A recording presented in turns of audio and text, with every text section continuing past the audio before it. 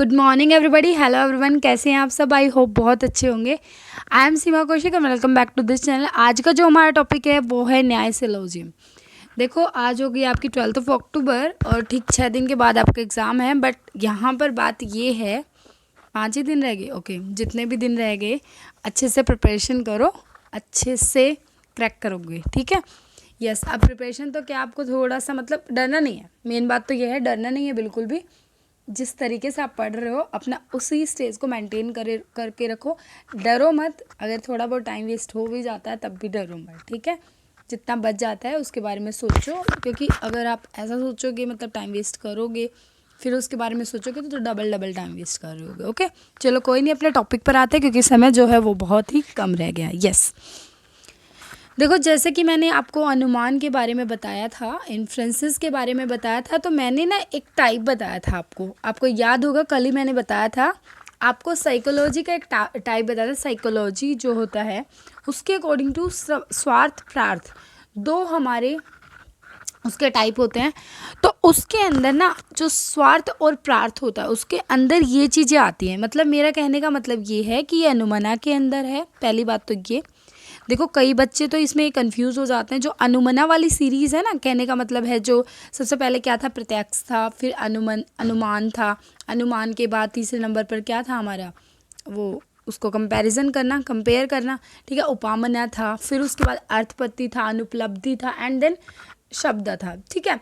उसमें और जो ये गिवन है ना, statement, reason, an example, reaffirmation, conclusion, meaning, प्रतिजना, हेतु, धारणा, उपन्या, निगामना, इन दोनों सीरीज़ में बच्चे कंफ्यूज हो जाते हैं। क्योंकि मैं कंफ्यूज हुई थी पिछली बार, मैं क्वेश्चन गलत करके आई थी, इसलिए मैंने बताया आपको कि कंफ्यूज हो ही जाते होंगे। अगर मैं होती हूँ तो आप भी होते होगे ना।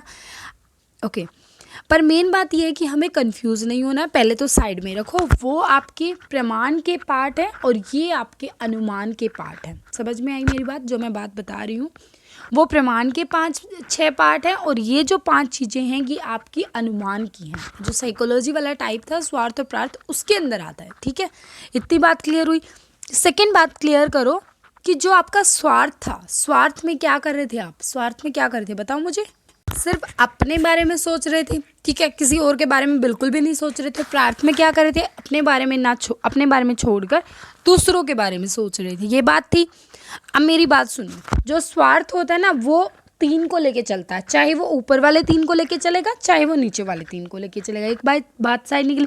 इसका मतलब जो उदाहरण है, ठीक है, जो एग्जाम्पल है वो आएगा ही आएगा, ठीक है, क्योंकि ऊपर वाले 3 लोगे, प्रतिजना, हेतु, धारणा, तब भी आएगा, उदाहरणा, उपन्या, निगामना लोगे तब भी आएगा। एक बात क्लियर हुई, ठीक है।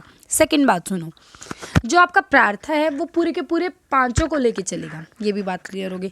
अब हमें ना एक बार याद और करा दो, अभी मैं करा दूँ, डरो मत बिल्कुल भी। देखो, सबसे पहले आपको याद रखना है प्रतिजना, ठीक है। और एक प्रतिजना के अंदर आपको एक बात और याद रखनी है, जो प्रतिजना है वो जो नहीं होता रिलेशनशिप, जो भी कुछ बताता है वो आपका मेजर और आपके जो मिडल टर्म थी उसके बीच में रिलेशन भी बताता है, ठीक है।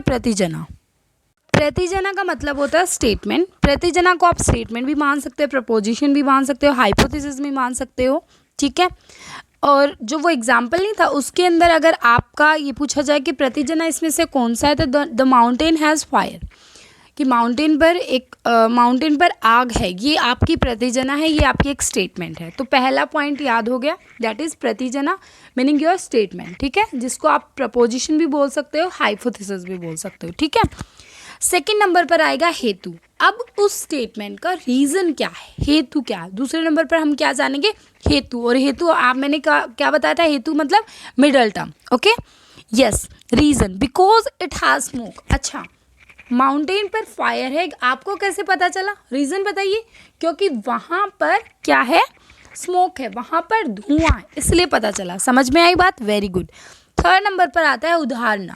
अब हम उदाहरण देकर उस बात को प्रूव करेंगे। एन एग्जाम्पल, वट एवर है स्मोक इज फायर, मतलब जहाँ पर स्मोक होगा वहाँ पर धुआं होगा, ये हमारा एग्जाम्पल है, उदाहरण है। थर्ड नंबर पर क्या है, उदाहरण। उदाहरण वैसे भी आपको याद रहने वाला उदाहरण कि थर्ड नंबर पर आएगा, ओके। फोर्थ नंबर पर आएगा आपका उपन्या। देखो, उपन्या और उपमाना, मैं इसमें कंफ्यूज होती थी पिछले साल, मैंने जब मैं लास्ट दिसंबर में एग्ज़ाम देने गई, उससे पहले जब पढ़ के गई थी तो मैं बहुत कंफ्यूज थी। बट आपको बिल्कुल भी कंफ्यूज नहीं होना है। उपन्या कौन से का है?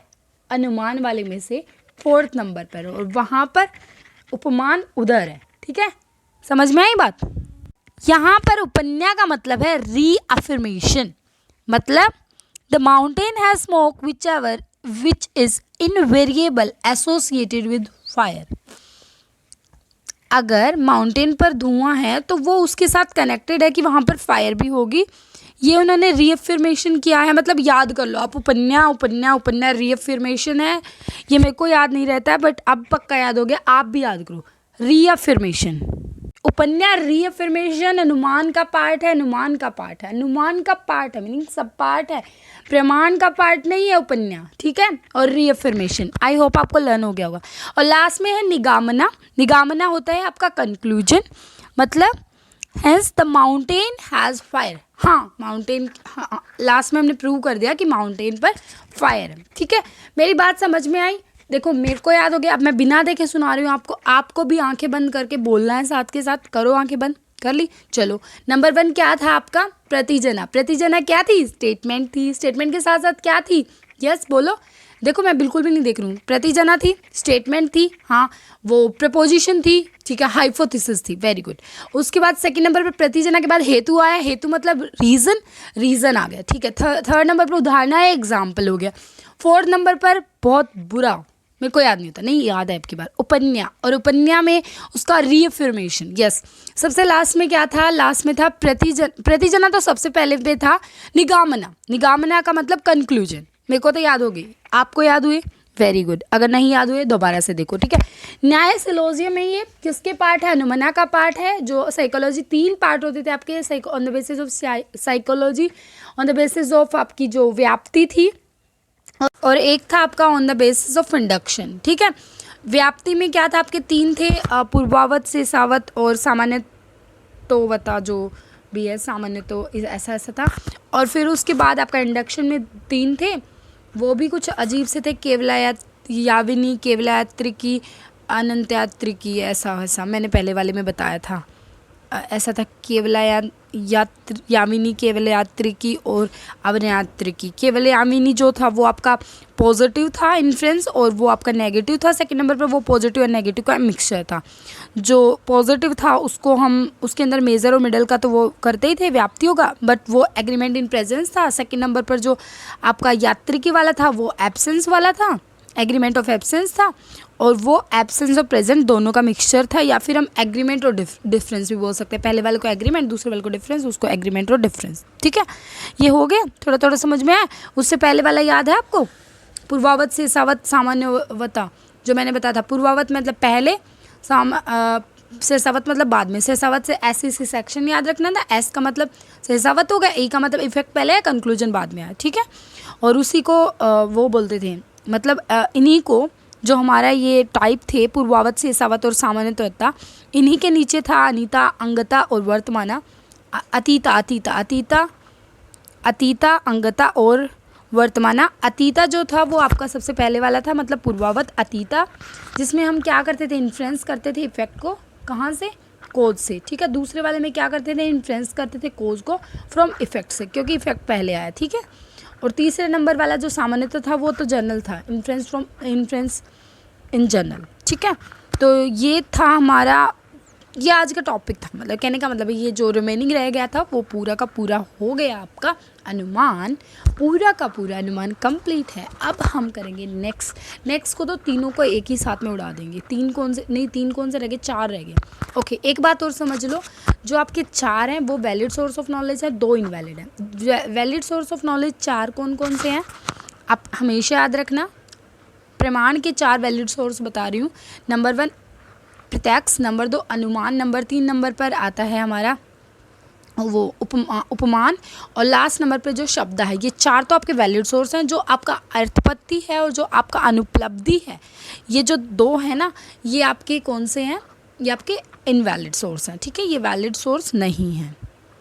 राइट, यहाँ तक क्लियर हुआ? ठीक है, चलो यहाँ तक अच्छे से क्लियर करो। ठीक है, अपने MCQs लगाओ एंड अपनी प्रिपरेशन जारी रखो। Okay, all the very best, bye bye, take care.